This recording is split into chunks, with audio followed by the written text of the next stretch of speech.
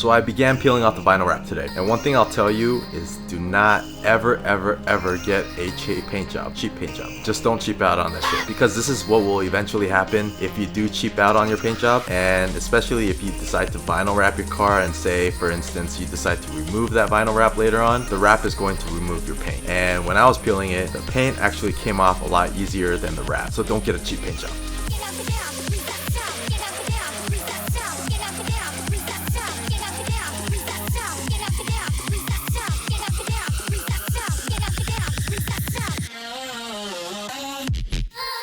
And now we finally get back to finishing up the ducktail. We're going to butter it up, sand it down, and get that thing finished.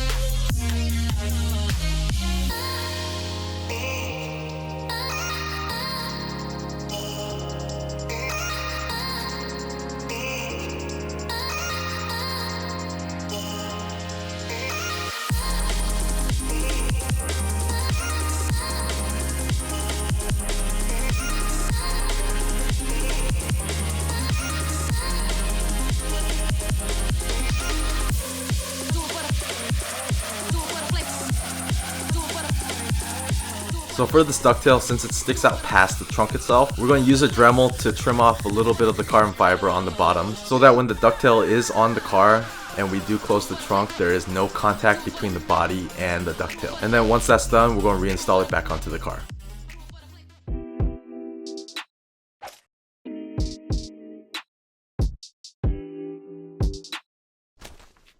Are you ready? What's happening? Alright, so how y'all doing? I'm fine, thank you. So it's been a long time coming, but probably by the time we get done with the rear fenders, we're going to be almost 100 hours in. That's actually just over exaggeration, but I do feel us coming to an end with them. Anyways, let's just get this shit done. Let's go. I'm Yoon, and this is Isabel version 5, Yoonicorn. And whiskey.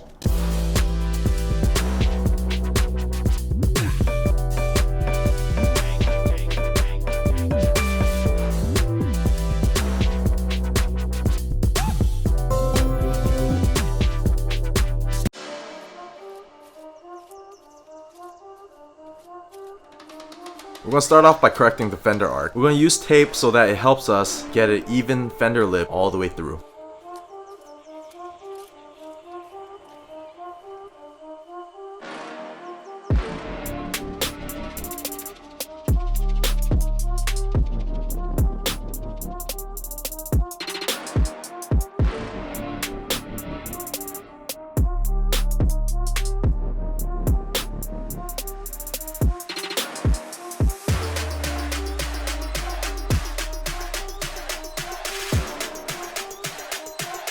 And like we did for the rears last time, we're going to cut the front side of the rear fenders for the side skirt disconnects.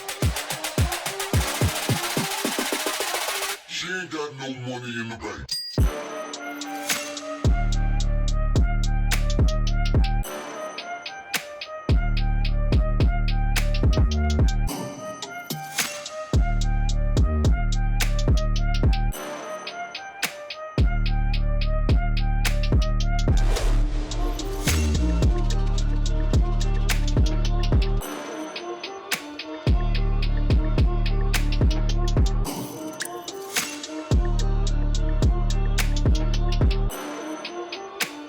So I'll eventually use clips to connect each fender piece, and I'm going to connect them via tabs. And for the tabs, I'm just going to use 040 aluminum sheets that I folded, and I'm going to drill holes into them so that once I apply the resin and the carbon fiber will actually bite to the surface. And I'm just going to use a little bit of hot glue just to keep the tabs in place, to keep them from moving when I am applying the resin and carbon fiber.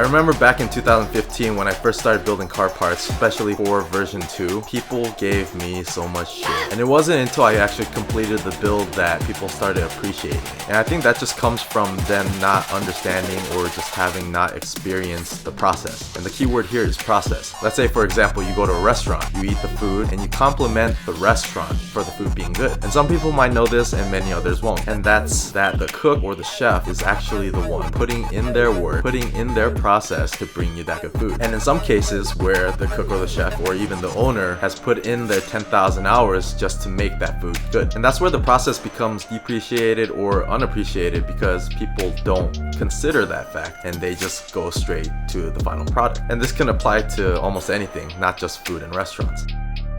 Alright, so I think I got a little bit carried away with that one. Anyways, so during the time of me taking in so much hate and so much shit, I just freed my mind to just do me and to just enjoy the process. Because I just wanted to get it done and have that rewarding feeling of completion and satisfaction and just see my work. Because in this case, at the end of the day, I'm the one driving the car, it's my car.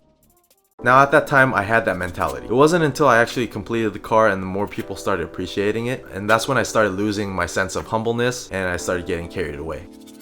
And so right now, this is present day me speaking. I love going to car shows. I love taking my car out to car shows. And I love it because I can show off my work. I can meet new people with the same passion and just hang out with friends as if it was a big party. And I'll tell you, my guys know how to play. But back then, I started going out to more and more car shows and eventually started winning awards and trophies. And that's when I actually started liking that feeling, and because it felt like an accomplishment. Because I went from hated to appreciated, and appreciated by quantity, and I basically lost sight. After Isabelle version 2, Isabelle version 3 came because I felt I needed to bring something new to the table. I needed more. And honestly, in a sense, there's nothing wrong with wanting more or having that ambition, that drive. But at that time for me, my ambition, my drive was just in the wrong place. I wanted recognition. I wanted appreciation. And I feel like that's just kind of how I grew up, was because I was always proud of my work, but I felt I never got appreciation for my work. Like as in doing art growing up, like as a kid. And then eventually I was building my car, my art, for the wrong reason. I was building it for them and not me. And that's, I guess, when I became a fucking trophy chaser, a fucking cloud chaser. It wasn't until I went to one car show,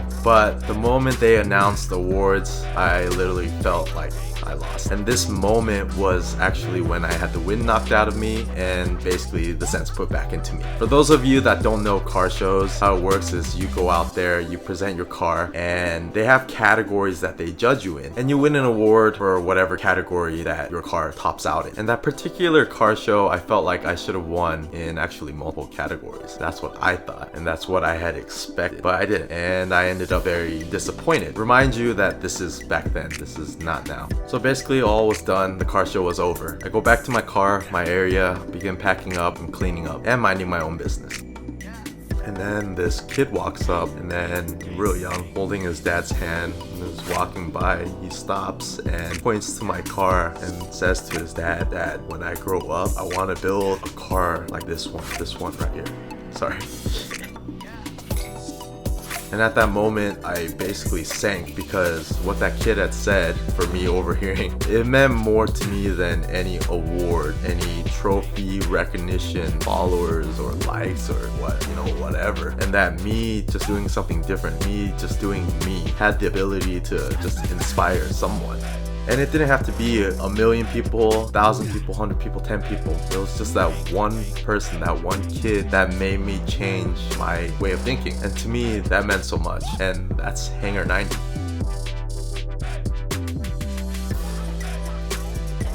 My advice, don't seek attention. Just do you and let the attention follow. And don't chase after meaningless things like trophies, clout, whatnot, because that's only for that short moment. And this, in relation to cars, is just a metaphor. It basically can apply to anything. Stop fucking trophy chasing. Stop fucking cloud chasing. If you're going to chase after something that actually means something. Chase after something that, when you're on your deathbed, you're going to look back on it and you're going to smile.